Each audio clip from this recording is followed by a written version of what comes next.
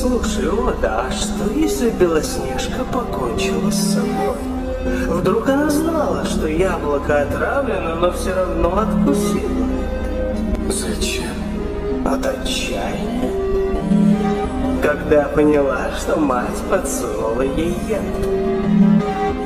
Или это было неясное отчаяние, связанное с самой сутью нашего грешного мира?